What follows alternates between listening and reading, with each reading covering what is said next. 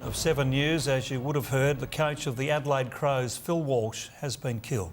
Walsh's 26-year-old son, Cy Walsh, has been charged with his murder. Reporter Jessica Adamson is at the scene in Somerton Park. Jess, what can you tell us? Good morning, Jane and John. Phil Walsh's 26-year-old son, Cy, was charged with murder about an hour and a half ago. He's now undergoing a psychiatric assessment at the Flinders Medical Centre, and he is expected to face a bedside court hearing there later this afternoon. It was at about 2 a.m. that paramedics were called here to the Walsh family home in Bungie Avenue at Somerton Park. What they were confronted with was Phil Walsh with multiple stab wounds. Now, as police say, it is unclear what the argument was about, but sources close to the family say that Cy Walsh was suffering from depression, that he did have some issues that the family were trying to sort through. There had been some estrangement, but he had moved back in with the family in recent months. What we've seen here this morning is just an outpouring of grief. Young footy fans have been filing here, both Crows and Port Adelaide supporters, and laying flowers. No one can believe that a man with such a zest for life is no longer with us. Back to you. Our reporter Jessica Adamson's at the scene. Jess, what's the latest? Well, Jane, crime scene investigators are still inside the Walsh family home, and it's understood they will be here for some time. In the meantime, major crime detectives are asking the public for some help. They urgently want to hear from anyone who saw Phil Walsh's 26-year-old son, Cy, on Brighton Road in the early hours of this morning. They believe he was walking north along Brighton Road towards First Avenue, Glenelg East, and we now know that is the street in which police detained him.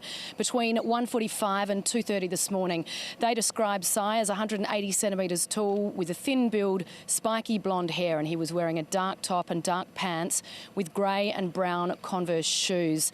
Now, I've been told police are also checking for security vision in businesses and premises along Brighton Road, just to piece together every part of this investigation. John. Walsh's wife was also injured in the incident. Live now to Jessica Adamson, who's at the crime scene in Somerton Park. Good morning, Jessica. Phil Walsh's son has just been charged. That's right, Anne. Good morning. Phil Walsh's 26-year-old son, Cy, was charged with murder a short time ago.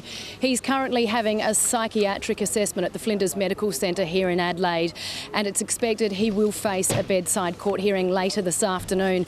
Now, paramedics were called here to the Walsh family home in Bungie Avenue at Somerton Park at about 2 o'clock this morning. What they were confronted with was Phil Walsh with multiple stab wounds. They did try to resuscitate him, but tragically they couldn't save his life. Phil's wife, Meredith, was also injured. She has a leg wound. We understand that is also a stab wound, and she is being treated also at the Flinders Medical Centre. Now, major crime detectives, a short time after coming to the house, they went to First Avenue in Glenelg East, which is just a few minutes from here, where they detained the Walsh's son, 26-year-old Cy, and he was taken into custody immediately. Let's have a listen to what Des Bray, the head of our major crime squad, had to say earlier this morning. It's not even just that he's a high-profile person. And are police saying anything more about the incidents which led to the death? Well, Anne, Cy Walsh lived here at the family home, and police have told us that he came home at about 2 o'clock this morning and he had an argument with his father. It's unclear what the argument was about, but people close to the family have told us that Cy was battling depression and that he had some estrangement from his family in recent months. He had moved back into the family home, though, and they were trying to work through those issues. A short time ago, a group of detectives went to First Avenue and Glenelg East, where they are now door-knocking residents. They're really trying to work out the moments leading up to the alleged murder, and they're trying to talk to neighbours to see whether anybody saw anything or anybody heard anything. We'll bring you the latest from the bedside court hearing later this afternoon. All right, Jessica Adamson, thank you very much.